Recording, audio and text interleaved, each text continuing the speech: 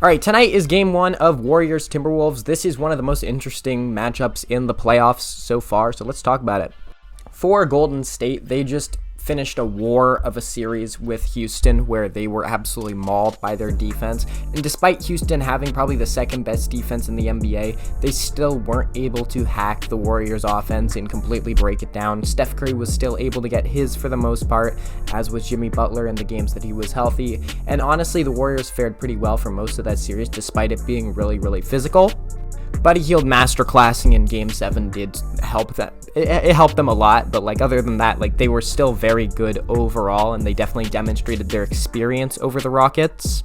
But let's get one thing right about this series. You can talk about experience a lot with the Golden State Warriors. That'll be a common defending point for this team, that they have more experience than most other teams in the playoffs. Steph Curry has been to 6 finals or something. He's been in a lot of deep playoff runs. I don't think that matters against Anthony Edwards. It doesn't matter at all because he's not afraid of any moment. He doesn't give a shit who you are. He's headhunting pretty much every single experienced superstar that you love in the NBA. So that doesn't matter. And the rest of the Wolves are also feeling themselves too. I mean, Rudy Gobert in particular, dominant in Game 5. Jaden McDaniels had a kick-ass series, as did Julius Randle.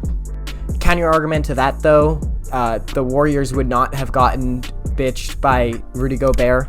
They would have never let that. Draymond would have never let that happen.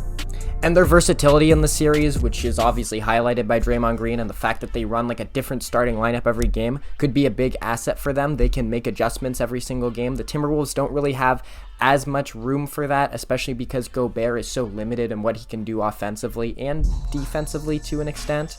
And Steph has also completely torched Rudy Gobert in the playoffs in the past.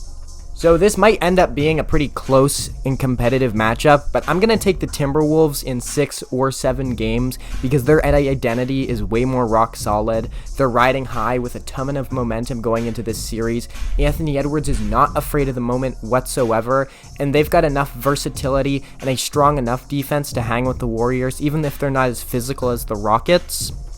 And the Warriors still do not have a very strong identity when Steph is not on a burner. And Anthony Edwards isn't perfect in every game by any means, but when he's not on his game, when he's getting double teamed at half court, he can pass out and the Wolves will beat you with the power of friendship, or Julius Randle can run the offense. They have other stuff they can go to.